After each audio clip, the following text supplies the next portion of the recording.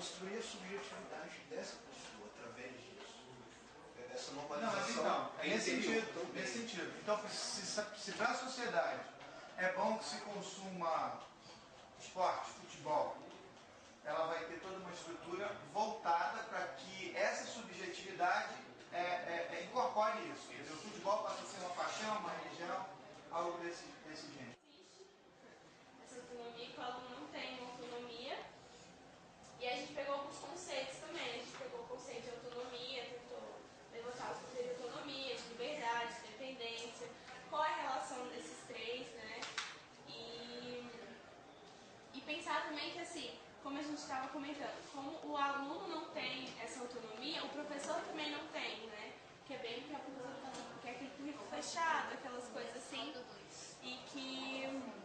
Aí foi isso, foi pensando nos valores que estão ligados à autonomia, valores éticos e morais, sobre isso que a gente ficou basicamente na nossa conversa, né? Em relação a como que a gente poderia propiciar essa autonomia, né, para esse aluno, como isso é importante. Tinha parâmetros para discutir isso? Olha, eu não sei, quando eu dei comigo, nós estávamos falando de cones. Tinha nada a ver com o que eles estavam falando. Qual que era essa roda? A2. Mas o que a gente falou assim, sobre o currículo, basicamente, é que o currículo não se resume só a hora-aula que teve, as matérias que você teve. O currículo vai muito além disso, é o que a gente vivenciou, deixou de vivenciar. E é basicamente isso, que o currículo vai além de hora-aula, vai também a vivência que você teve em a escola tem que ter essa função social, de interferir, de ter um lugar que os alunos queiram frequentar e que seja seguro. Segundo, a gente discutiu essa indiferença ou a aproximativa no controle da privada. Mas eu pensei que o curso para melhorar, na verdade, é ponto de aprovar os alunos, entendeu? Quem daqui quer ser professor? Puxa, gente, que delícia! Mas eu vou ver. Se você não se apresentou, Então, meu nome é Antônia Adriana, para os supervisores da gestão escolar, ação discente no âmbito da atuação dos licenciados bolsistas, considerados seguintes do PIBID. Então, a gente podia até fazer assim, já escolhemos um relatora, porque aí a pessoa também já vai ficando com uma certa noção mais clínica. Não se integrar, né? Apesar de que é até um pouco difícil para algumas matérias se integrar com a arte, mas não é tão difícil assim, eu preciso mais de diálogo, conversa, e trabalhando uma diagnose, né? Trabalhando fazendo uma diagnóstica.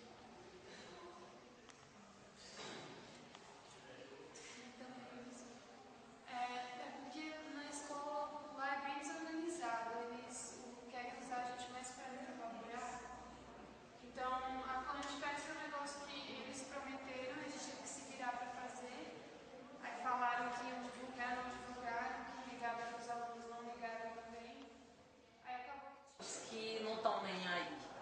Ele percebe em você algo diferente. Eu acho que isso é o bom da coisa. E o Lucas é muito violento lá, assim, muito forte? Não, Lucas, de forma sempre calma. Low profile.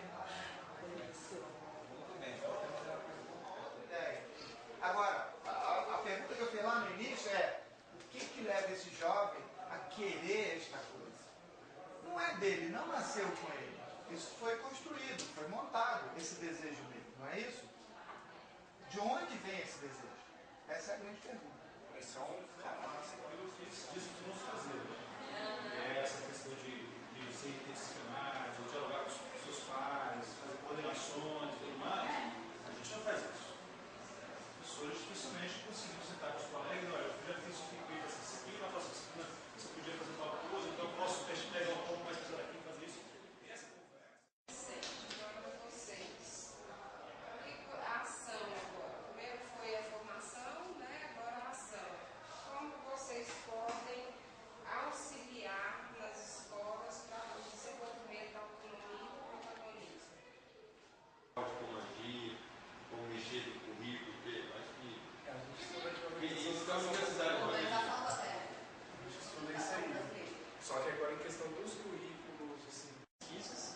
só pesquisa.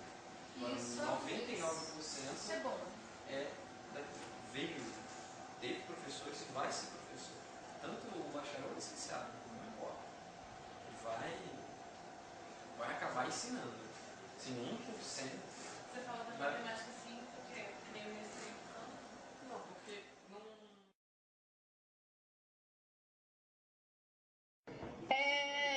Eu gostaria de chamar a dona Chiquinha.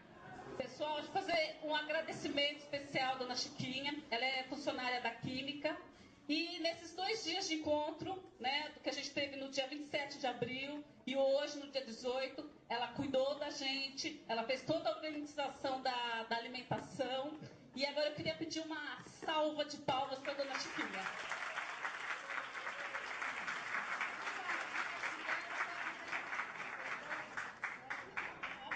Muito obrigada, viu, dona Chiquinha? Bom, pessoal, agora a gente vai começar a síntese dos grupos, né? E como não cabe todos os grupos aqui, eu vou chamar os primeiros 6 grupos. Roda 1, tem representante da roda 1? Tá? De hoje, né? Rodas de hoje. Roda 2.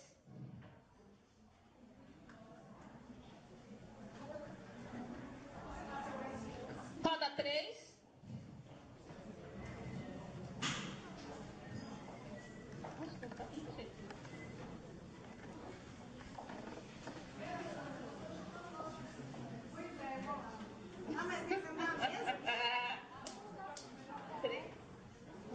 Roda 3, né?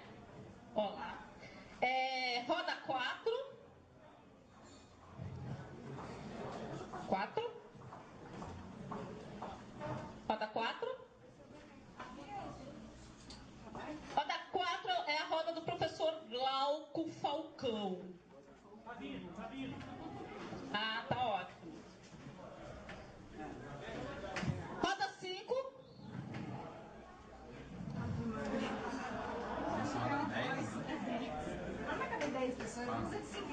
E roda 6.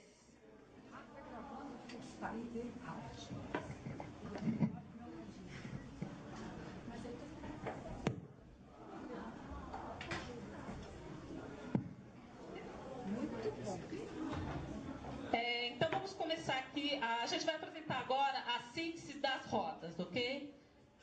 Vamos começar? Boa tarde, professor Wilson Badaró, Centro Educacional 2 do Cruzeiro.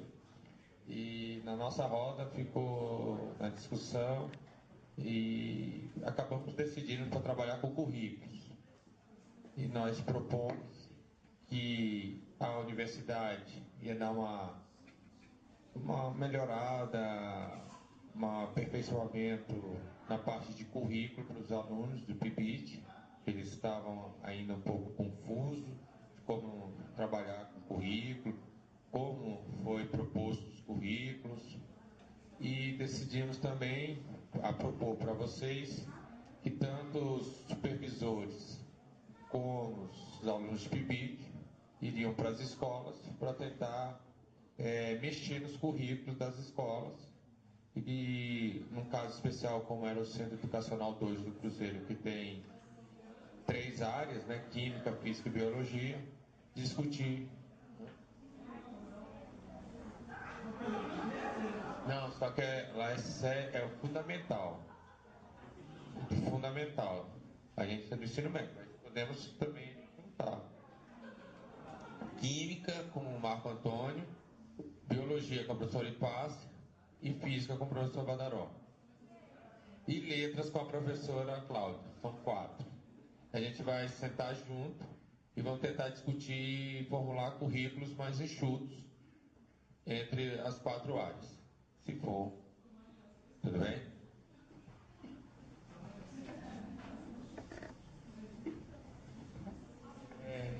Boa tarde, eu sou o Kelvin, sou da Filosofia e vou na formação inicial. A gente discutiu e meio que chegou ao consenso de que o PIBIT em si já é uma boa tentativa de proporcionar essa oportunidade para desenvolver a autonomia e o protagonismo, que foi o tema que a gente escolheu. Né? Mas isso tem que ser feito respeitando algumas coisas da própria escola, como, por exemplo, respeitando a demanda que a escola e cada turma tem, tendo diálogo com o supervisor, professor supervisor, também repensando a grade curricular,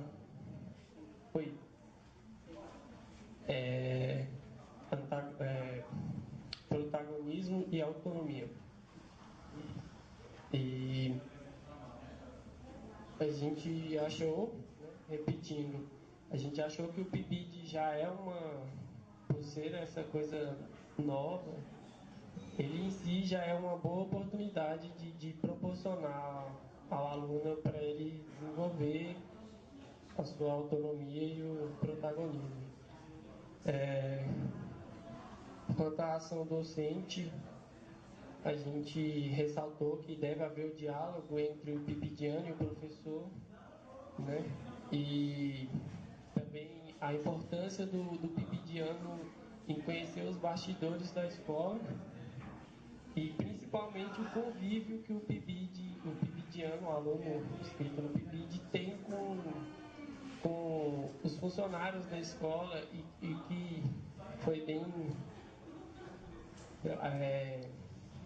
vívido na nossa discussão, para fazer a diferenciação entre o PIBID e um estagiário, porque são coisas diferentes. O estagiário ele fica menos tempo lá, foi o que a gente discutiu, e o PIBIDiano ele tem mais um convívio com o pessoal da escola, com os alunos, e cria um vínculo mais forte. E isso é também uma coisa que pode ser benéfica para ajudar o aluno a desenvolver. E quanto à ação discente, a gente ressaltou que o PIBIDiano deve ter ou seria bom se ele tivesse, né, um comportamento proativo de realmente se tornar autônomo no sentido mais prático da palavra, né, tomar as dianteiras dentro da sala de aula. E também foi ressaltado que deve haver uma avaliação periódica e uma conversa mais dinâmica entre o PIBIDiano e o professor responsável pela matéria, que seria, não sei se isso acontece com muita frequência, mas seria muito bom, porque às vezes ou o professor ou o PIBIDiano tem considerações que seriam realmente frutíferas se fossem devidamente feitas, mas às vezes a gente não faz essas colocações por algum medo, algum receio e não faz. E eu queria só citar uma coisa bem interessante que surgiu na nossa roda de discussão, que foi um PIBIDiano que quis ser PIBIDiano porque ele teve a experiência de ter uma aula com um cara que era do PIBID, entendeu? A nossa colega ali da arte citou, ele é integrante do PIBID agora, né? Não é isso? E ele quis participar do PIBID porque ele teve aula com o PIBIDiano e ele achava aquilo muito interessante, achava muito legal e sei lá, eu achei ele realmente novo. É o Kiko. E foi basicamente isso.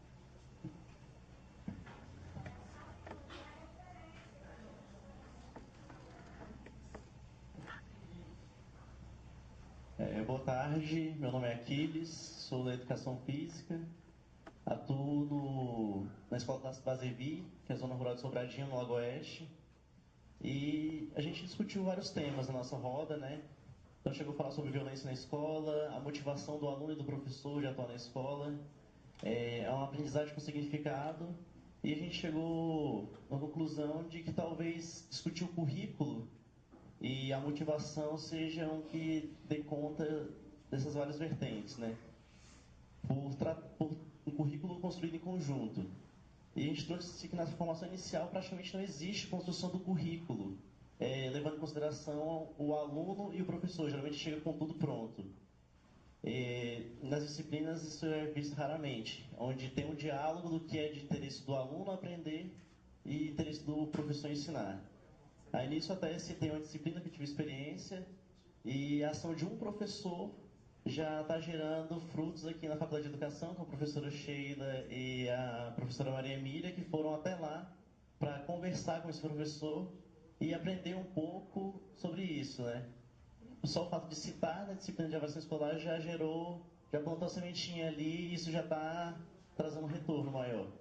Então a gente vê que talvez essa liberdade de criação de um currículo dialogado entre professor, universidade e aluno não é vista em disciplinas, mas em alguns projetos de extensão. E que muitas vezes esse currículo é até desmotivador. Você entra esperando algo de uma disciplina e acaba que essa disciplina te frustra por não dar conta daquilo que você esperava e muitas vezes não tem comunicação de um professor com o outro. Disciplinas com nomes diferentes e emendas um pouco diferentes têm o mesmo conteúdo e a mesma metodologia. Então falta uma comunicação até para reforçar mais o conteúdo ou avançar um pouco mais entre os próprios professores. Então essa construção do currículo parece que é um pouco limitada. O professor define e pronto. Nisso, a gente só traz que é importante, né, a construção do currículo, até para ter um significado, ser construído pelo aluno, levando em consideração o que o aluno quer, de fato, aprender, os seus interesses, que já entraria até na motivação do professor e do aluno. No motivar, o aluno se sente motivado porque ele está aprendendo o que realmente ele quer. E isso também dando conta do que o professor quer ensinar e do que a universidade também pede. Nas ações docentes, a gente vê que há uma liberdade, o professor, o supervisor, ele permite uma liberdade de criação do aluno discente mesmo.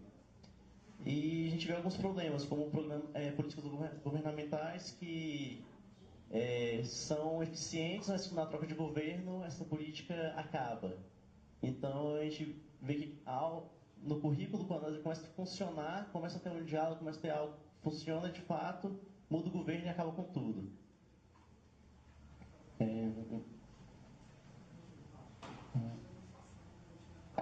E no caso aqui, tem um ponto interessante no subprojeto de educação física, que é até um ano de observação, não sei se os outros projetos são assim, de observação, de vivência da realidade, e você vê qual é a demanda daquela realidade, e você olha a demanda, olha o que aquela comunidade necessita, e você faz um projeto com base no que você tem interesse em oferecer, suprindo aquela demanda também.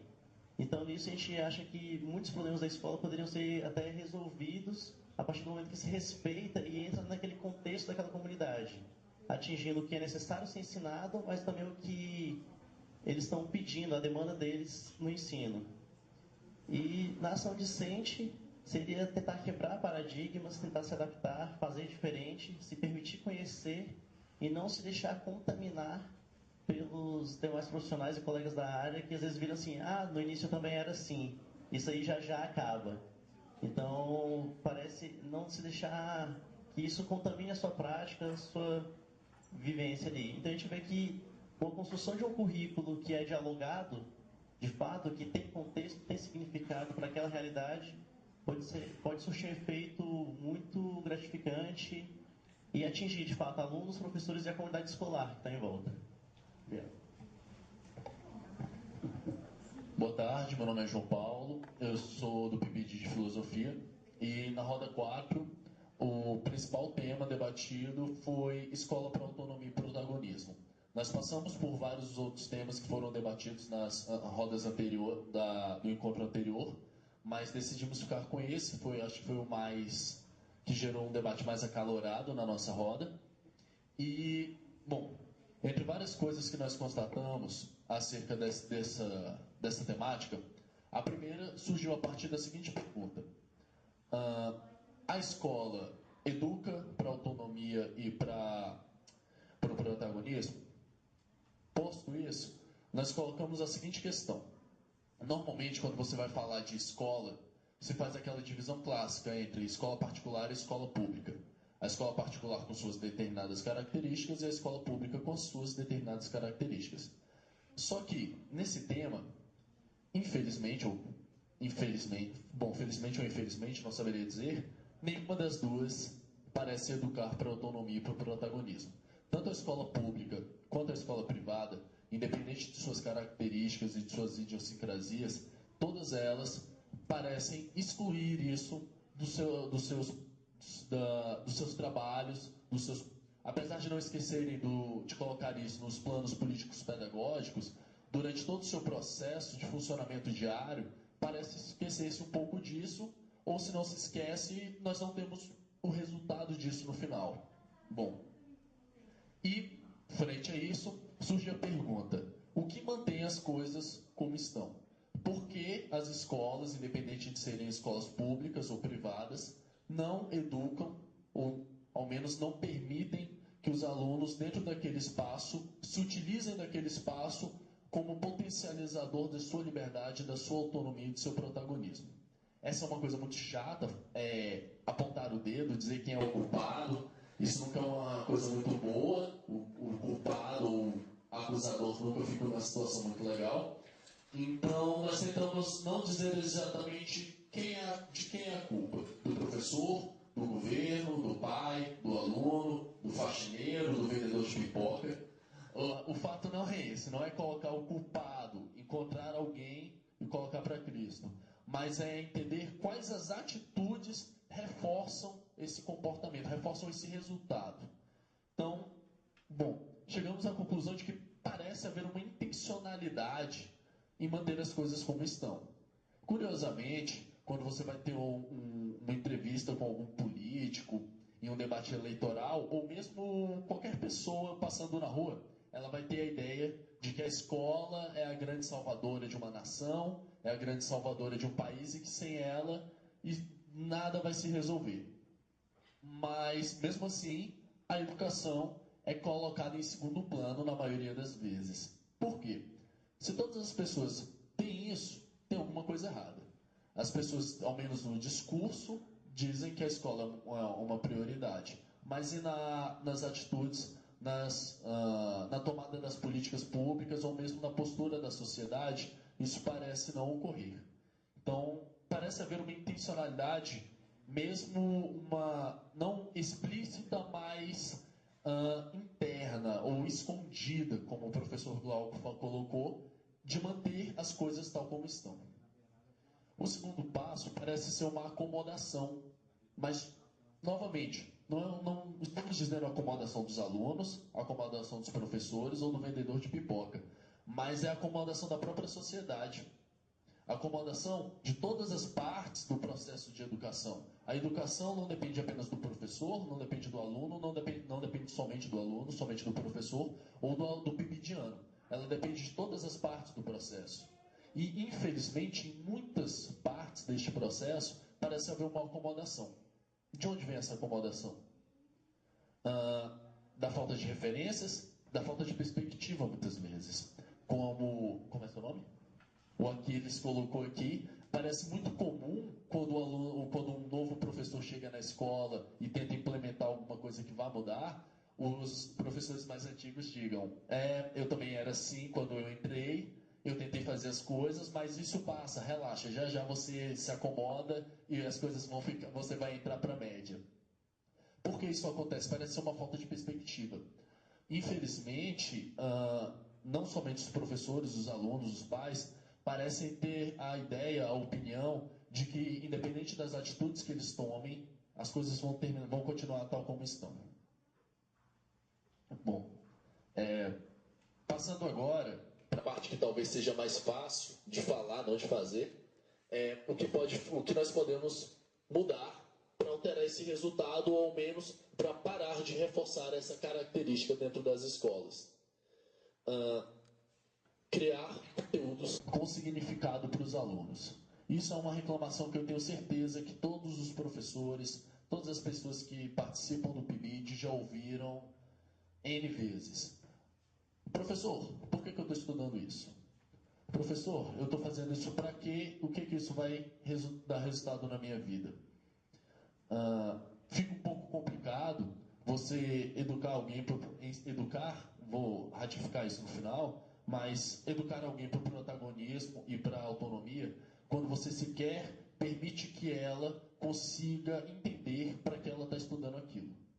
Se você simplesmente diz, eu estou estudando isso porque está em algum documento, tá, tudo bem, você quer que eu faça isso para passar na prova, tudo bem, mas não tem nenhum significado real e dificilmente a pessoa vai sair do ensino médio, vai sair mesmo da faculdade, retido esse conteúdo. Pouquíssimo provável. Um segundo ponto foi a ideia de tornar a escola um local mais agradável. A escola parece funcionar para os alunos assim como a cruz funciona para o diabo.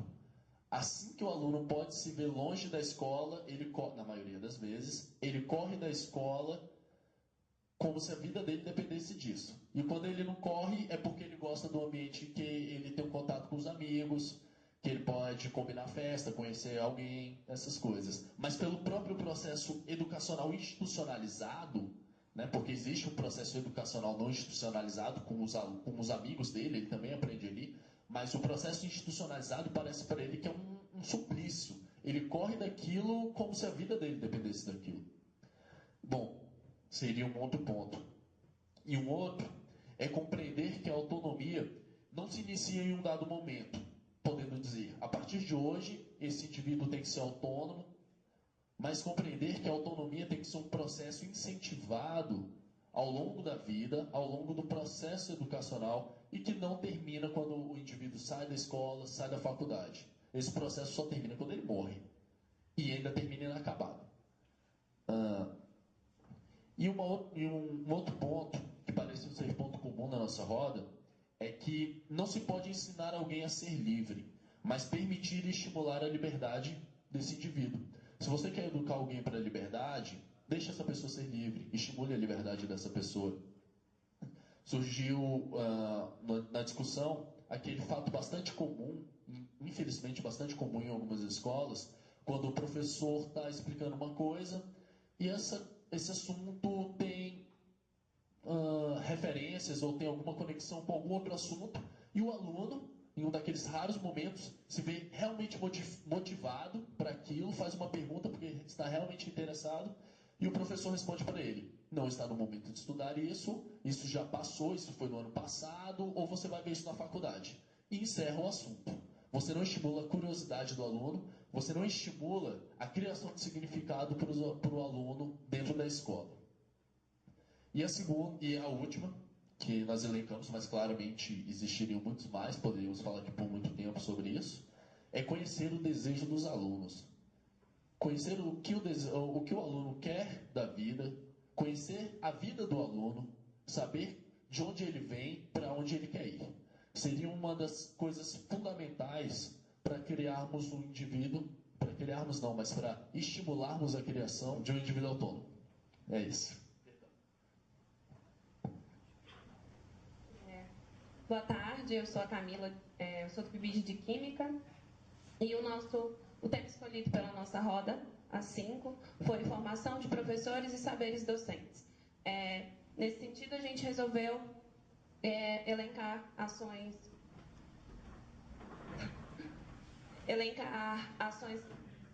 de certa forma práticas, né, para que a gente alcançasse esse objetivo que a gente reconhece muito importante.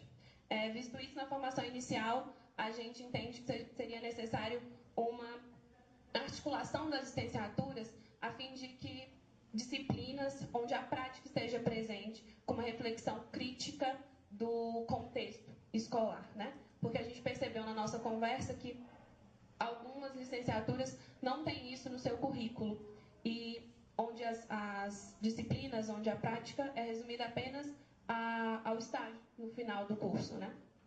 Isso na química é um pouco diferente, mas aí ouvindo os relatos dos outros colegas a gente percebeu que talvez sejamos uma exceção ou algumas, né?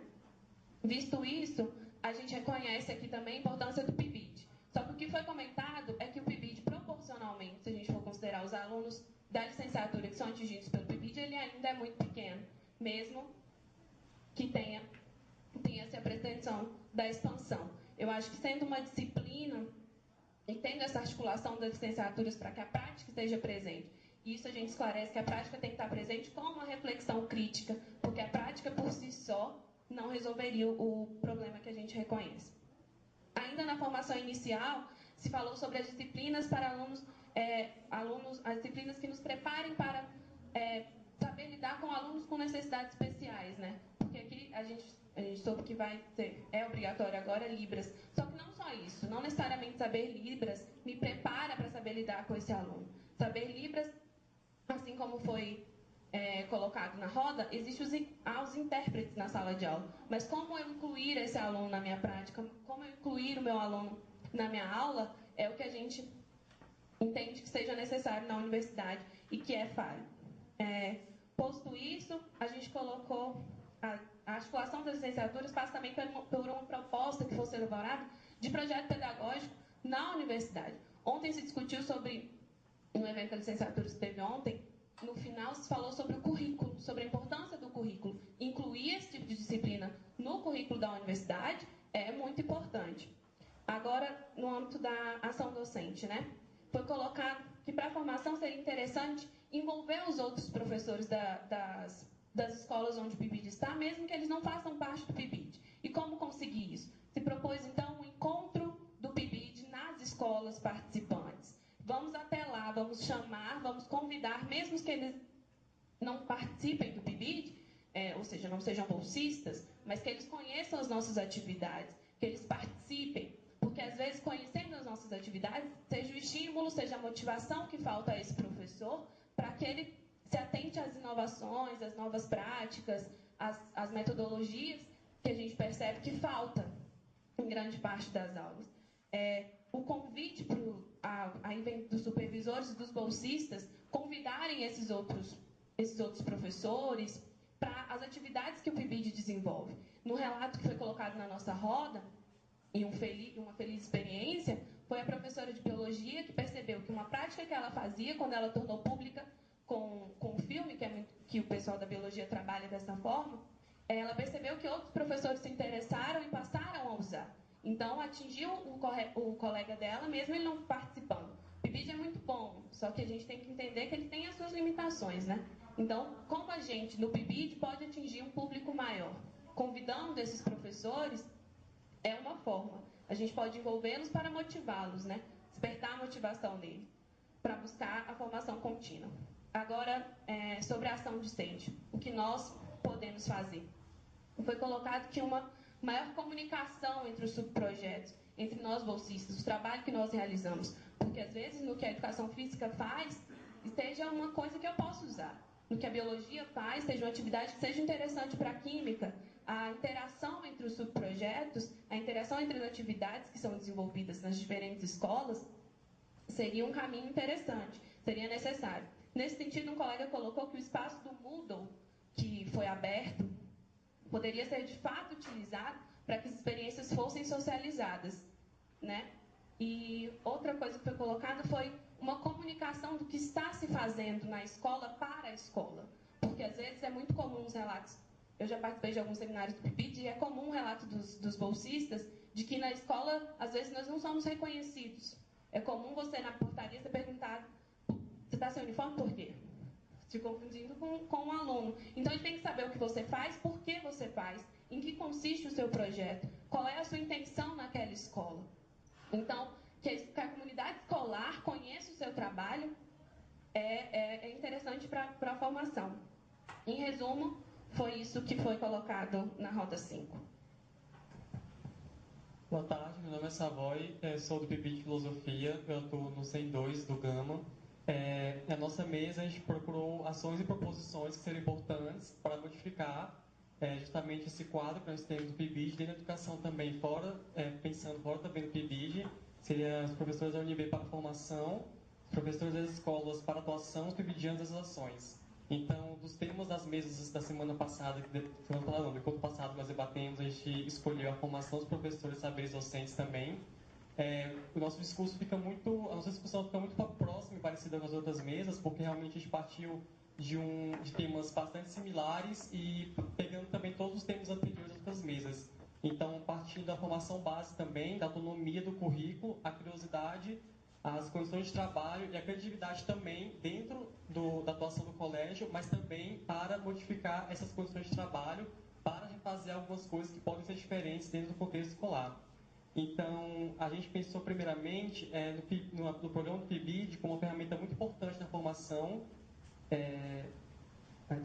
na formação de novos profissionais. Então, o programa PIBID é incentivado desde o começo da inserção dos novos alunos, novos estudantes aqui dentro da Universidade de Brasília, dos cursos de licenciatura, como uma ferramenta importante para o contato, já desde o início do curso de licenciatura, como uma ferramenta importante. A gente levou também uma coisa muito importante que uma colega da nossa roda trouxe do debate que teve ontem, que a palestrante lá no IQ, ela falou o que ensinar, como ensinar e para quem ensinar. E nós tivemos desse para quem ensinar. Ficou muito importante na nossa discussão a construção de identidade que nós temos coletiva e individual também, desses estudantes dentro do colégio que nós atuamos, como fator principal dentro dos quais conteúdos e como iremos transmitir esses conteúdos para eles. Uma ressignificação do que está sendo aprendido com o cotidiano, com a vida realmente da pessoa. Qual a importância que isso teria para ela? Então, seria criar um vínculo com os estudantes, as estudantes, saber adaptar os diversos saberes e técnicas de ensino com a realidade da comunidade em que a escola está inserida e a identidade coletiva e individual das pessoas que estão participando desse processo de educação, tanto ensinando quanto aprendendo também. Então, algumas proposições que nós levantamos que poderiam ser colocadas nesses 3 âmbitos, nós como PIBIdianos, os professores das escolas são a ponte entre a universidade e o colégio que nós atuamos, e os professores aqui dentro da universidade também, que auxiliam nessa formação nossa, justamente esse que eu falei primeiramente, que seria o curso de licenciatura, que todos passassem pelo PIBID, que todos tivessem contato com a experiência do PIBID, que nós colocamos que seria muito importante, e justamente teria contato realmente, todos os estudantes dessas áreas de licenciatura teriam contato já de imediato com as escolas e saberiam realmente como deve ser pensado o currículo, como deve ser pensada a sua graduação em relação a isso. Pensando nisso, em relação à identidade coletiva e individual que nós debatemos e levamos lá também, seria importante conhecer a história da escola para saber adaptar esses conhecimentos adquiridos dentro da universidade para realmente, aquilo que eu tinha falado anteriormente, ressignificar tudo o que está sendo criado e justificado dentro do colégio. E ter uma maleabilidade das teorias conforme as diferenças de vivências que as pessoas das escolas elas possuem.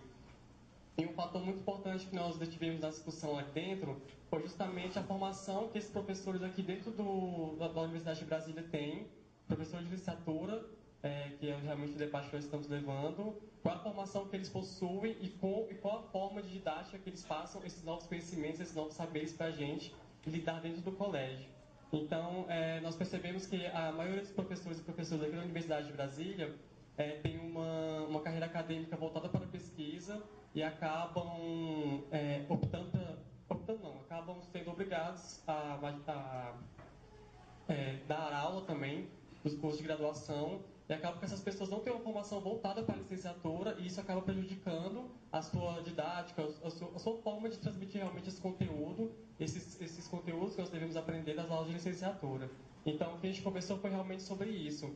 A gente pensar como esse profissional que lida com a gente, primeiramente, na nossa formação, com os professores e professoras aqui da Universidade de Brasília, como pensar a formação desses professores e professoras justamente para uma melhora realmente no nosso currículo para poder atingir também os estudantes dos colégios que nós estamos atuando. Então, seria justamente pensar de cima, voltando para as etapas mais baixas, né? Não baixas no sentido de valor. Mas seria justamente a modificação de critérios de adesão de novos professores e novos professores da Universidade de Brasília. Seria professores da universidade, justamente que tem um vínculo empregatício com a instituição, como pesquisador e pesquisadora, sem realmente estar preparado para lecionar. Um colega nosso deu o exemplo do Departamento de Matemática, que ele é aluno de lá. Ele falou que mais de 80% do departamento é em peso de pesquisadores. A formação desses professores e professoras justamente na pesquisa. Então, é pensar realmente como isso poderia ser modificado. E a gente colocou algumas coisas também que seria interessante, já que temos tanto pesquisadores e pesquisadoras dessas áreas, a gente deveria incentivar essas pesquisas justamente para a vivência desses professores e professoras como professores. Modificar realmente, dar uma oportunidade de poder pensar a pesquisa de professores e professoras atuando com professores e professoras. Pensando justamente unindo esses dois aspectos que eles possuem, de pesquisador e professores, nessa nova pesquisa deles. E outra coisa que a gente pensou também é a incorporação de informação voltada para a licenciatura dos professores e professores da universidade.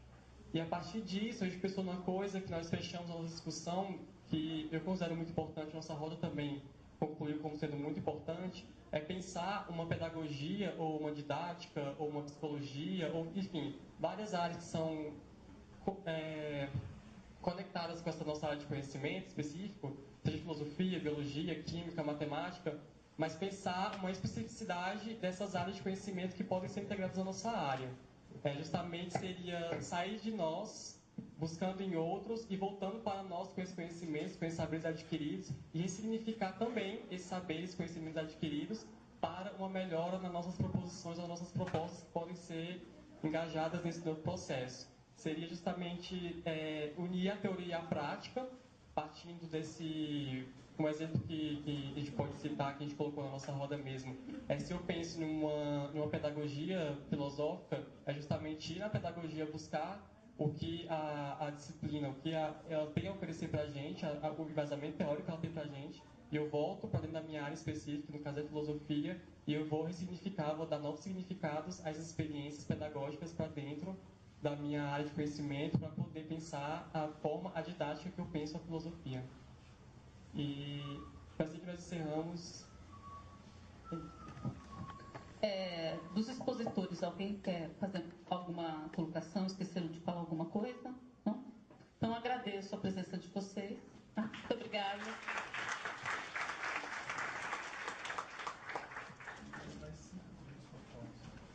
E agora vamos à segunda metade. Roda 7. Quem vem da roda 7? Roda 8. Roda 9. Roda 10. E por último, a roda 11.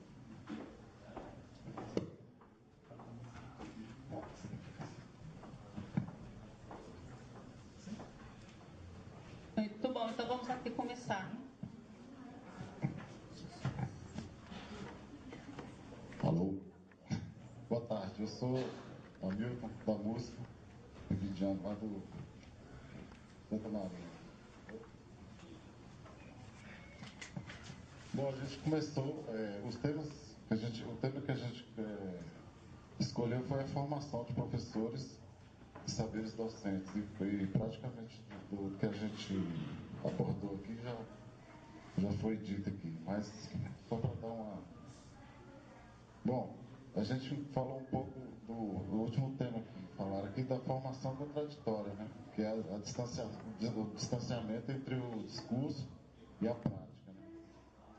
Porque fala-se muito em uma docência mais democrática, né, e tal, e só que nós temos exemplos de aulas aqui na universidade que não condiz com essa realidade aí. Então, tem esse distanciamento entre a prática, né, e o discurso. Sobre os saberes, né, que o professor tem que dominar, o saber disciplinar, né, que não é suficiente só dominar a matéria e tal. A questão do trabalho pedagógico, né, do professor é muito importante, inclusive para dar uma dinâmica melhor para a aula, né. E aí a gente falou um pouco de integrar a formação do conteudista, né, com a formação humanística. Não apresentar só a questão do conteúdo só, mas apresentar, oferecer aos alunos uma formação mais humanística, né? Porque no caso a gente trabalhou um pouco da formação do cidadão, né? Enquanto aluno ainda, mas ele será um cidadão que vai votar, que vai ter que passar 4 anos aguentando aquele governo, aquele deputado, aquele senador, presidente que ele votou. Então, falamos um pouco sobre isso, de trazer uma formação mais ampla, né? Não só do conteúdo, mas uma formação mais voltada para o convívio social. Outra questão que a gente falou um pouco foi essa questão da profissão, né? Amar e valorizar a profissão e tal, essas coisas assim. E aí a gente falou um pouco do professor como estimulador do aluno.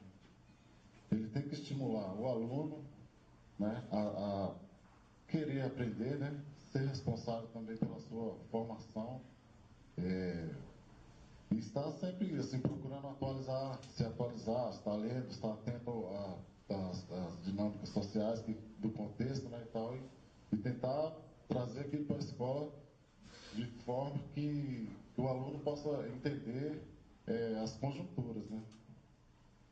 E outra coisa que a gente abordou aqui foi o seguinte, a questão do PIBID como uma questão super importante para a prática docente, né. E nisso aí a gente vai vivenciar uma estrutura assim que seja prática, né? Não só ficar na teoria, porque isso aí, de certa forma, defasa um pouco o professor. Então, eu acho que o PIBID ele oferece essa dinâmica da gente poder experimentar a pedagogia, né? E deixa eu ver mais aqui uma coisa.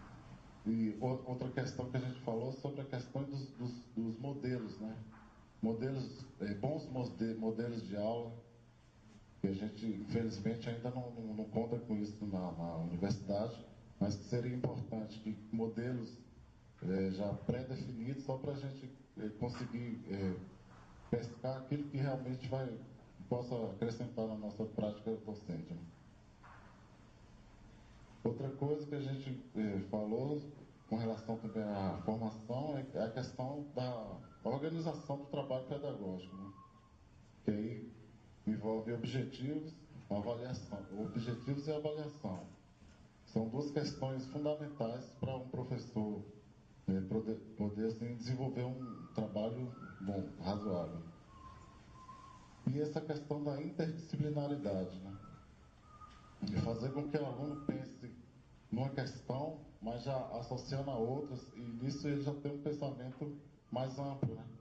Mais amplo, mais crítico, e basicamente foi isso que a gente discutiu. Boa tarde, sou o professor Demétrios, do CEF2 do Paranoá. Meu grupo discutiu, né, basicamente tudo que já foi discutido, e a gente sempre se barrava na mesma palavra, né? A gente pensou incompetência do professor que está lá na escola, falta de interesse dos alunos, mas aí a gente parou para... a gente estudou direitinho, conversou, e aí a gente viu que, na verdade, o que está acontecendo, na verdade, é a falta de motivação dos professores e da comunidade, né? Tanto dos professores na escola, né, que chegam, os que estão chegando, como já foi colocado aqui, estão chegando. Não é nem os colegas que desmotivam, né? Apesar deles chegar, mas daqui a 2 anos quero ver se você vai estar conseguindo fazer isso aí que você está propondo. Na verdade, a própria estrutura da instituição desmotiva o professor, né? E aí o professor, ou ele acaba se desligando do processo, ou ele adoece. Porque o professor que corre atrás e não consegue, ele acaba adoecendo, né? E isso aí o governo sabe tanto de professor aí que está doente, né? Mas como que a gente faz para manter esse fogo do professor? Como que a gente faz para ele manter acordado, aceso a essa ideia, essa essência logo depois que a gente se forma, e como que a gente faz para continuar, como que a gente faz para reacender, né? E aí a gente achou essa palavra, motivação. O que a gente precisa fazer para a gente motivar os nossos colegas, motivar a gente mesmo, né? Mas é só a gente? Não, também é motivar a comunidade. A escola que tem a comunidade. Dentro da escola, é uma escola que funciona. A escola que tem professores motivados é uma escola que funciona. Né? Ou seja, não adianta eu chegar para os meus alunos, vocês têm que ser motivados, você tem que fazer isso, tem que fazer aquilo, porque eles estão dentro do processo. Quem vai interferir nesse processo somos nós, e é a comunidade. Né? Agora, como que a gente vai atingir isso? Como que a gente vai conseguir isso? Foi colocado também a formação do aluno, né? Do aluno não só dentro da escola, que a gente conhece, mas a formação do aluno aqui na universidade. Né? Que muitas vezes vem aquela discussão, faça o que eu falo, não faça o que eu faço. Né? E o aluno quer, de repente, trazer coisas novas, o próprio professor da faculdade, ele não tem essas habilidades para estar tratando com essas coisas novas. E ele acaba negando, né, esse direito que o aluno tem de tentar atualizar os seus estudos, ou a faculdade, ou a matéria. Né? Um exemplo de uma aluna do nosso grupo, que ela deu um exemplo de uma outra aluna, que a professora estava usando um slide, não sei se era data show ou qualquer coisa assim, e aí acho que ia ter prova na aula seguinte, estava muito corrida, ela foi tirar foto com o celular, o professor expulsou ela da sala. Né? E aí, como é que faz? A faculdade é essa que expulsa o aluno da sala e não tenta trazer ele para as novas tecnologias. Né? E aí chega e fala, não, você com seus alunos tem que ser assim. E você, pessoalmente, você não é assim. Né? É complicado isso aí. A motivação, né, como norte, né, a motivação tem que ser a força da nossa profissão. Não é fácil ser professor. Não é fácil trabalhar em qualquer área. Mas de professor, ela é muito mais difícil ainda. A gente se manter motivado, até porque a gente não vai ver o resultado dos nossos alunos nesse ano. Daí o ano que vem a gente pega os novos alunos. Tudo que a gente trabalhou com nossos alunos deixa de existir. E a gente se frustra porque novos alunos vêm com aqueles problemas todinhos que estão vindo aí das outras séries, das outras escolas. E a gente esquece que a gente só vai ver o fruto do nosso trabalho quando esses alunos tiverem 2, 3 anos para frente. E quando ele conhecer a gente, lá para frente. Né? Isso aí é que a gente tem que ter como motivação. É o aluno, lá na frente, ele reconhecer o nosso trabalho do passado. Eu acho que nem um tanto a gente pode... o currículo em si, né, a gente... mas o currículo é pesado para esses alunos. A gente tem que abaixar o nível do currículo, né, sendo que no passado a gente estudou esse currículo, a gente passou, correu atrás. É o currículo que tem que ser flexibilizado nas avaliações, a avaliação tem que ser flexibilizada para esses meninos atingirem a faculdade. Né, a gente tem que pensar, o que tem que ser feito? Aqui foi colocado também o papel importante também do supervisor. Né? Mais uma vez, o supervisor aqui, de uma da colega que foi elogiada, ela queria ser pelo menos a metade do que é o professor dela, né? No caso, o professor lá do CEP 2, de Brito. O professor, o supervisor, ele tem que reconhecer como ser envolvido no processo.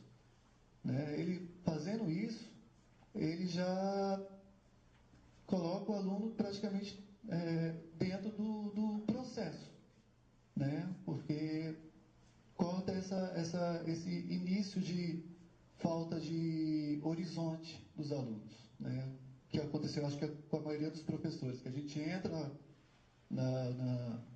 nas escolas, toma o diário, as suas turmas são essas, né? E aí a gente vai aprendendo de ano em ano. Opa, esse ano funcionou, esse ano não funcionou, vou tentar coisa nova.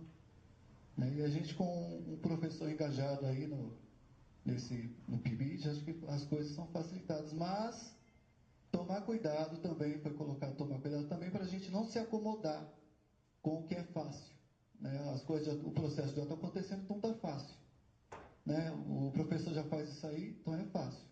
Só que a gente esquece que a gente não vai pegar essa escola. Quando a gente for passar no concurso, ou for pegar uma escola particular, a gente não vai ficar nessa escola. Dificilmente. só se surgir a vaga. A gente vai pegar escolas diferentes, com outros alunos, outras experiências. Então, acho que o processo do PIBID não cabe só a gente ficar fechado naquela realidade. Aquela realidade é uma. Né? No caso, a escola que eu estou, a realidade é uma escola relativamente boa. Né? Com certeza, o processo do CF2 como do CF3 são realidades diferentes, mas acredito que são boas de formas diferentes. Mas creio que vocês que vão estar aí sendo aprovados aí nos próximos concursos vão pegar escolas mais de periferia, como muitos de nós já pegamos também. Escola que não tem quadra, escola que não tem livro, escola que não tem cadeira, escola que não tem banco, né? Escola que não tem nem quadro. Né? Então, acho importante também a gente tentar passar por essas experiências e ver até onde vai a nossa criatividade. Porque ter criatividade em lugar que já funciona é fácil, né? Escola parque é a coisa mais simples do mundo. Agora, ter criatividade em lugar onde não tem bola, lugar onde não tem quadro, lugar onde só tem terra, aluno não tem tênis, né? Não tem lápis, não tem caneta, aí que a gente vai estar evoluindo, se a gente achar essa resposta. Acho que só isso mesmo. Obrigado.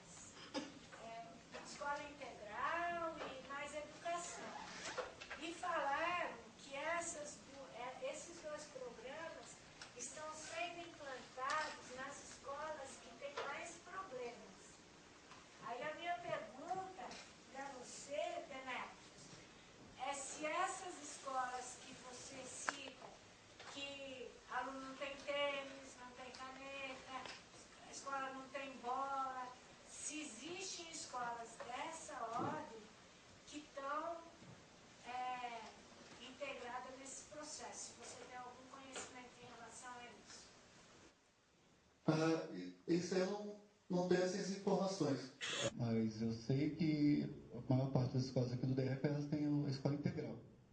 Mas lá na minha escola, por exemplo, tem escola integral, mas não tem espaço. Tudo acontece tumultuado ali no pátio, ou aula de violão na sala de informática, ou no espaço, aula de capoeira ali no estacionamento dos professores, né? Aula aí de esportivo junto com a aula de educação física, né? Isso aí dentro do meu espaço, que é uma área urbana, né?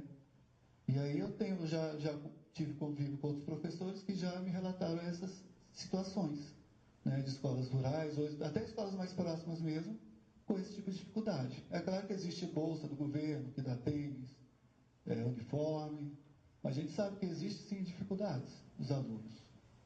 E a escola integral, ela foi, querendo ou não, ela é imposta.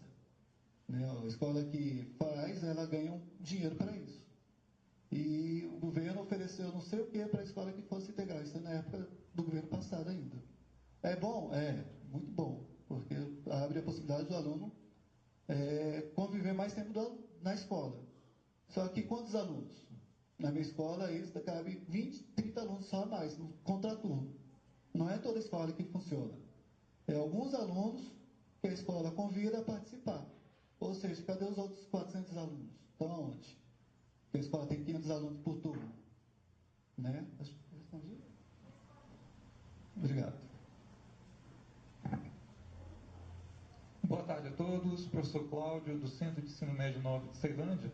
Bem, antes de falar aqui sobre as discussões do meu grupo, eu queria só fazer uma observação aqui. É que sempre a gente fica trazendo essas notícias ruins, né? Que a escola está faltando as coisas. Mas eu queria trazer uma informação importante, gente. E a gente tem que parar com esse hábito. As escolas têm dinheiro. As escolas recebem dinheiro. Vou fazer aqui uma comparação. Na minha escola, todas as salas têm data show. Na escola da minha esposa não tem. Por quê? Eu não sei explicar. Eu acho que falta ação política nossa, né? Eu tenho um certo receio de conversar com o meu diretor sobre gastos, né? Mas isso faz parte da história da minha escola. Eu não sei como é que as coisas lá. E eu não consegui me inserir dentro de nenhum grupo para ter força política. Mas é extremamente importante que vocês, quando vierem ser professores, consigam formar esses grupos, que é para poder estar fazendo um embate político dentro da escola para se fazer o uso correto do dinheiro.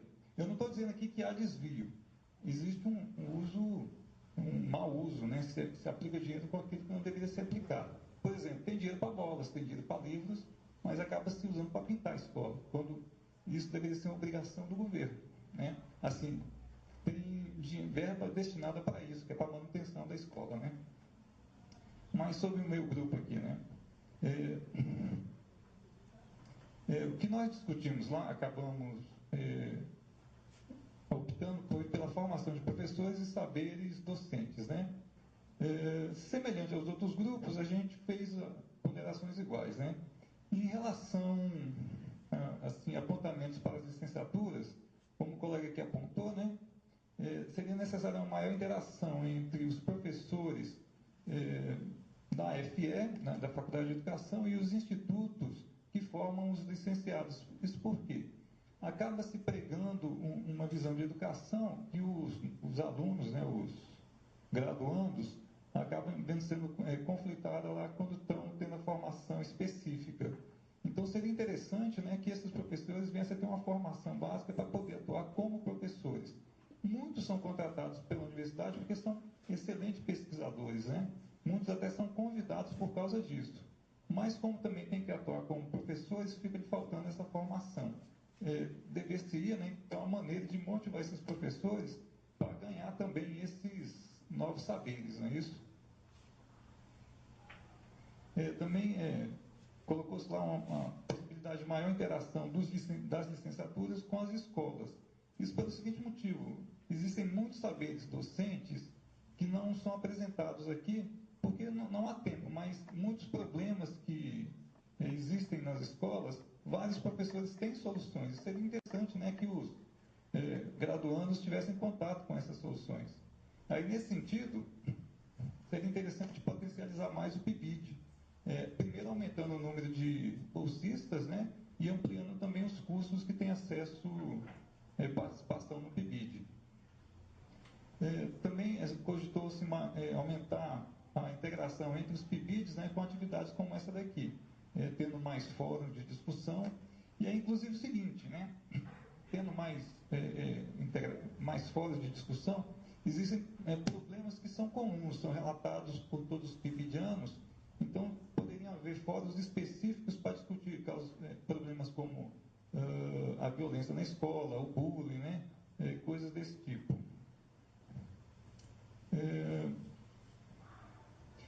Uma coisa que a gente viu que é importante, que talvez pudesse ser adiantada, já que a nível de graduação, é trabalhar saberes docentes que são vinculados ao relacionamento interpessoal. Tem pessoas que naturalmente têm habilidade com isso, né?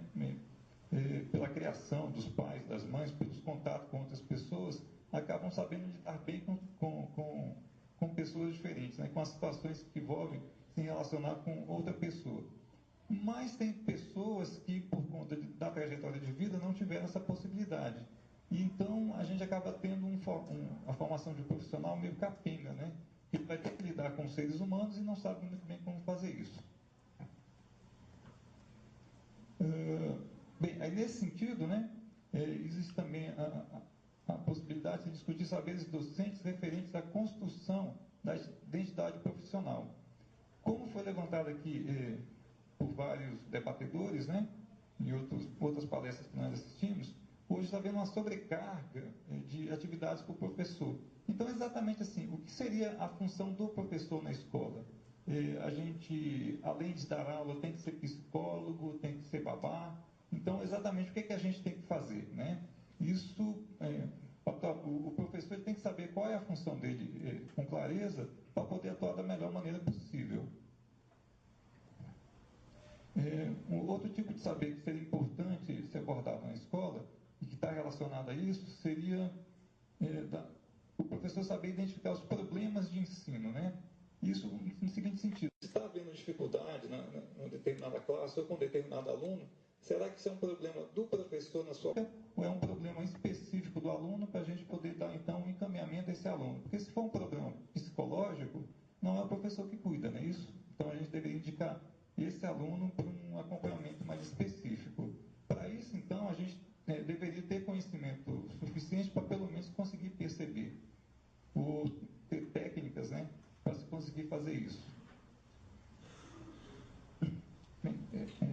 questões relacionadas aos PIBidianos, né?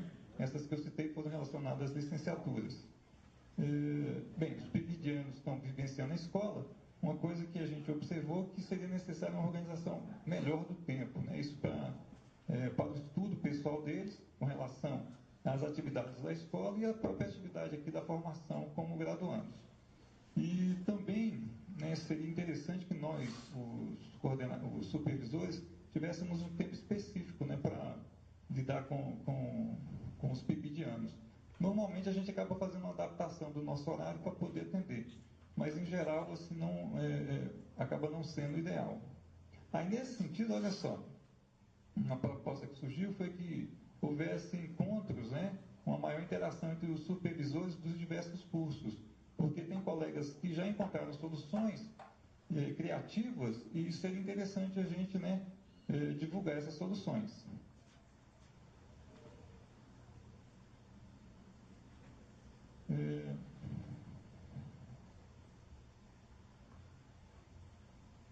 E finalmente, né, a gente imaginou o seguinte, que é necessário a gente estar fazendo, a gente produzir esse conhecimento, né? A gente está divulgando, publicando essas práticas que estão sendo vividas na escola. Por um motivo ou por outro, a gente vai acabar sendo substituído, não é isso? Então, os colegas que virão vão ter que inventar a roda novamente. Então, eles, tendo que pegar um projeto como o meu, terem que começar do zero, sem conhecer as dificuldades pelas quais eu passei, ou até as soluções que, né, eu criei, e todos os outros colegas aqui. Então, acho que a publicação desse material que a gente, relativo ao que a gente está fazendo, seria de grande valia. Então, agradeço. Então, boa tarde. Eu sou a professora Rosana aqui da UNB, assessora a professora Joyce na coordenação do PIBID, mas hoje eu estou fazendo um cover da professora Malu aqui, tá? Estou aqui na mesa por isso. Então, a gente estava lá com a roda de conversa número 10, né? E tivemos, assim, alguma dificuldade para eleger um tema como sendo aquele que a gente gostaria de trabalhar com maior profundidade, até porque na discussão o que ficou diagnosticado foi que há uma grande transversalidade entre os temas, né? Ou seja, falar de um é também falar de outro e por aí vai. Então, pensando na perspectiva daquele tema que foi mais recorrente em todas as rodas, né, nos relatos apresentados, nós escolhemos aqui pensar ações relativas à motivação, ao tema da motivação. Né? Então, do ponto de vista da formação inicial nos cursos de licenciatura, o que foi apontado pelo grupo, em termos de ações, foi, primeiramente, que as licenciaturas destacassem na formação dos licenciandos o papel social do professor, né, como um aspecto de motivação dos licenciandos para o exercício da futura profissão. E também a consciência da formação continuada, ou seja, o entendimento de que a licenciatura é parte da formação inicial e que caberá ao licenciando posteriormente dar prosseguimento a essa formação. Outra ação que foi apontada como possível no curso de licenciatura seria a explicitação ou a exemplificação de ações de sucesso ou de êxito, né, na atividade educativa. Então, foi citado, por exemplo, o caso da Escola da Ponte, né, a visita do professor que esteve aqui em Brasília, também, não sei, a Escola da Rocinha, outros exemplos de êxito, né, no campo educacional que pudessem criar motivação entre os licenciados. Também como parte da formação, o desenvolvimento maior de pesquisas de campo, pesquisas etnográficas para conhecimento da realidade da escola e de soluções possíveis, né? Também foi falado do fortalecimento do PIBID em termos de aumento de números de licenciandos participantes, ou seja, a relevância do PIBID para a formação inicial do docente, né? E algumas outras sugestões que, na verdade, a gente reinterpretou como a necessidade da universidade de discutir fortemente a distinção entre a licenciatura, como formação do professor, e os bacharelados, né, com a outra perspectiva que não envolve a docência. Né? Então, não vou nem falar assim, formação para pesquisa, formação do professor, porque a gente está pensando sempre no professor que pesquisa. Né? Então, nesse sentido, houve a discussão sobre criação de disciplinas que trabalhem especificamente o ensino de área específica, né? E nessa discussão com a didática geral, com as metodologias, métodos de ensino de maneira geral, enfim, uma discussão que é bastante antiga, mas que sempre volta. E até a sugestão de um ingresso distinto para a licenciatura e para o bacharelado, né, no sentido de captar o estudante que realmente já esteja motivado de início para o exercício da docência. Foram sugestões que apareceram lá. No campo da ação docente, ou seja, nas escolas, o que nós discutimos como ações possíveis ou sugestões também foi a busca dos docentes, né, pela formação continuada, mas também o estímulo institucional, né, da rede de ensino à formação continuada dos seus docentes. Então, por intermédio de a valorização na carreira ou redução de carga, enfim, algum estímulo que pudesse possibilitar a formação continuada com maior frequência e profundidade. Também o fortalecimento do papel do coordenador pedagógico, pensando democraticamente ações que possam motivar os professores nas escolas. O fortalecimento e o apoio institucional à autonomia dos docentes nas escolas, ou seja, incentivando iniciativas criativas, né, como já foi dito aqui, na formulação de novas metodologias, coisas assim. A criação na escola de espaços que a gente coloquei aqui entre aspas, regulares e obrigatórios de trocas de experiências entre os docentes. Então seria mais ou menos como fazer funcionar de verdade a tal coordenação coletiva, né? Alguma coisa mais integrada. E reforçar o protagonismo dos professores na gestão da escola, especialmente no que diz respeito à participação na elaboração do projeto político-pedagógico, enfim, tentar fazer realmente uma ação mais integrada e democrática na escola. Com relação à ação discente, ou seja, dos pibidianos, a discussão começou primeiro com relação à própria motivação do pibidiano, e aí vai uma pulga atrás da orelha para nós coordenadores e os supervisores, né, que os alunos em geral pedem maior aceitação das propostas dos pibidianos pelos professores, né? Eles querem fazer coisas novas e às vezes estão um pouco restringidos pela proposta do projeto ou pelo currículo da escola, enfim. Mas daí a gente tentou direcionar a discussão para a motivação da comunidade escolar, que ações a gente poderia promover para motivar a comunidade escolar. E aí surgiram algumas ideias, como, por exemplo, o estímulo às atividades desenvolvidas no contraturno, então pensar oficinas e outras coisas. A gente tem o problema das limitações de espaço, tudo, mas tentar desenvolver um pouco isso. Outra proposta que seria levar coisas novas e diferentes daquelas que a escola já faz usualmente, e até a professora Malu lembrou que isso já é um componente do PIBID mesmo, né? Então seria o caso de reforçar esse componente. Depois, criar a história da referência, bem ressaltada pela professora Sônia Penin hoje. Então foi dito, por exemplo, que o pibidiano é referência para o aluno da escola, né? Então é aluno conversando com aluno. Eles mencionaram que às vezes o pibidiano explicando um certo conteúdo é mais acessível ao aluno da escola do que o professor que está lá na sala de aula. O aluno aprender com o aluno, né? E a aproximação física entre universidade e escola, ou seja, visita aos campi, né? Também a escola, nesse caso, precisa aceitar e tal. E uma última ação sugerida que foi a integração das ações dos subprojetos numa mesma escola. O trabalho interpibits também, que já surgiu aqui no grupo anterior. Tá bom? Obrigada.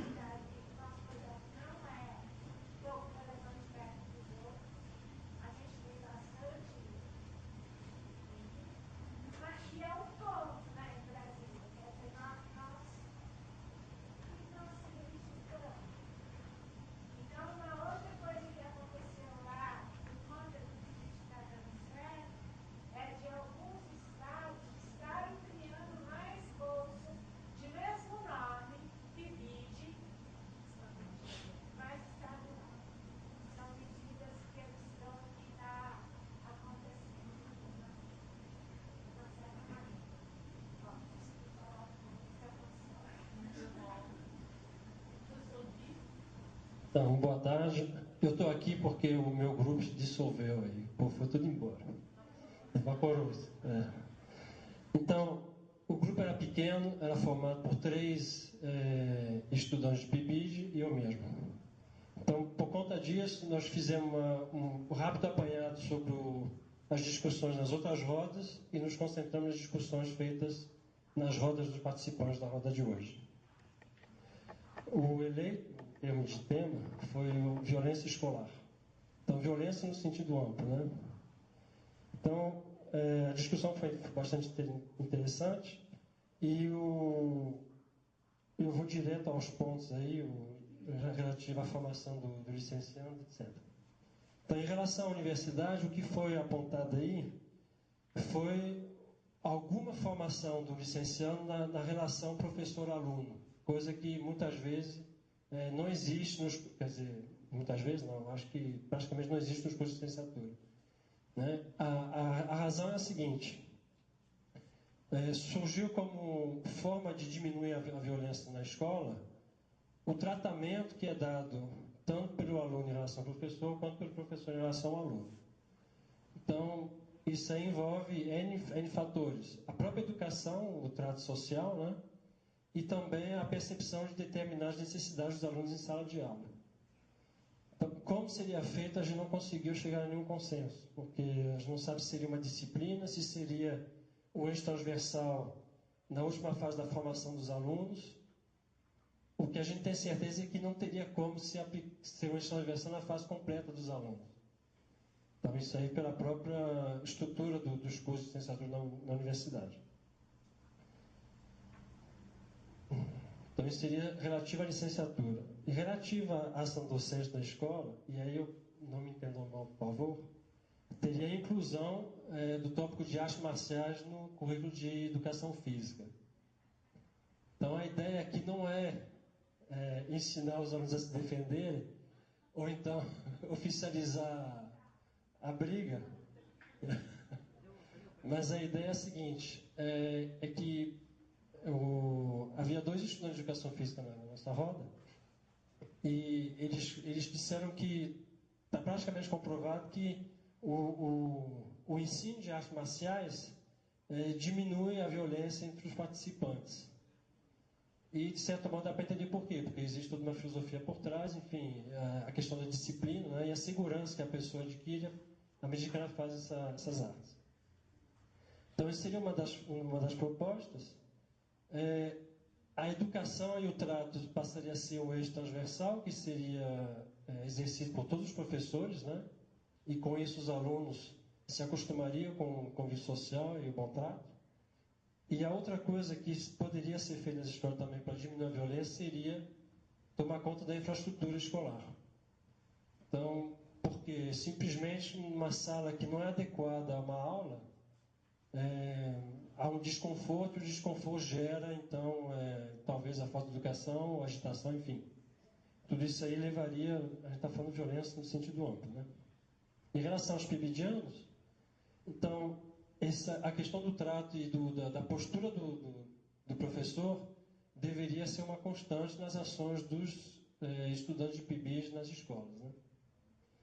E uma ação específica seria a ação do pessoal de educação física, que seria o projeto de introdução de aula de karatê e jiu-jitsu numa das escolas.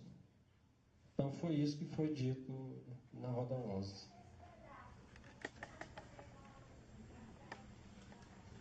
Não, os PIBIdianos não vão ter aula de karatê nem jiu-jitsu. Esse é o ponto fraco da proposta. Mas na escola onde está sendo a educação física, o Cláudio possa falar talvez melhor a respeito, mas em uma das escolas em que está tendo as ações da educação física, seria implantado esse projeto aí. Que é uma escola que parece onde tem um tatame, tem toda a infraestrutura pronta para isso.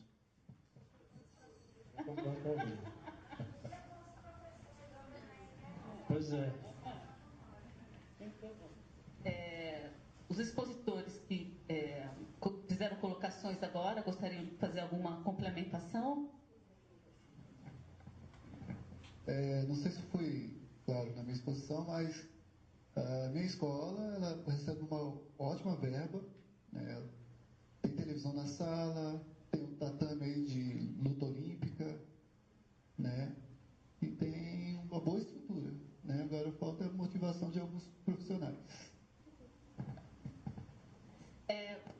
vocês permanecerem, que a gente está encerrando.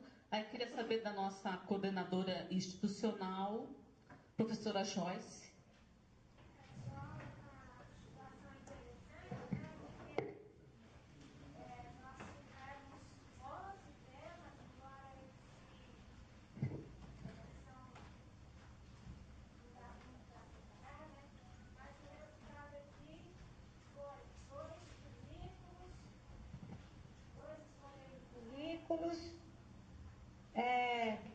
Violência, motivação 1, 2, 3 e formação de professores 4. Pois é, então acho que a gente fechou, eu acho que nós não. Eu gostaria de pedir para os expositores colocarem no fórum. Na roda que vocês estão representando aí, mantenha aquele número de roda, coloquem no fórum o resultado, coloquem o que vocês falaram, e eu acho que a gente tem que continuar. É um assunto que nós começamos, vamos continuar e vamos ver o que a gente consegue. Agora, também quero dizer da minha alegria de estar com todo mundo reunido, e parece que não é só eu que gostei, né? Os pibidianos também gostaram de estar reunido com os outros, né? A gente está formando uma equipe, acho que a gente já é uma equipe, mas essa equipe está fortalecendo, nossos lados estão fortalecendo. E isso, para mim, é as relações, né? E vou reforçar de novo, que eu acho que para a gente falar em formação de professores saber docente, a coisa mais importante é a gente falar a partir da nossa identidade. Então, acho que isso é um trabalho que nós vamos ter que fazer. A história das instituições com as quais nós estamos trabalhando, mas não construída pelo pibidiano e pelo supervisor, mas construída pelo pibidiano e pelo supervisor, junto com os alunos da escola, para que todo mundo se sinta sujeito desse processo, daquela comunidade, ganhe uma identidade. Eu acho que isso a gente vai ter que fazer aqui, vai ter que fazer na escola, né? Porque como é que nós vamos identificar esses saberes se nós mesmos temos que saber quem nós somos? Eu acho que vai muito naqueles textos do professor Alfredo Veiga Neto, que é preciso ir aos porões. Que a gente, como professor, nós estamos no piso térreo da casa e sonhamos com mudanças. Não é utopia, nós vamos para o sótão. Mas para a gente conseguir alguma coisa, nós temos que conhecer o porão. E o porão é a nossa história, é o que nos faz ser do jeito que somos, da nossa identidade, que eu acho que o PIBID tem que ter essa. Então, acho que a gente tem um monte de serviço pela frente, né? Espero que toda essa garotada que ainda está aqui seja motivada a continuar, né? Nas discussões, nessa construção, e acho que é por aí que nós vamos avançar, né? E parabéns a todos. Eu adorei. Muito bom.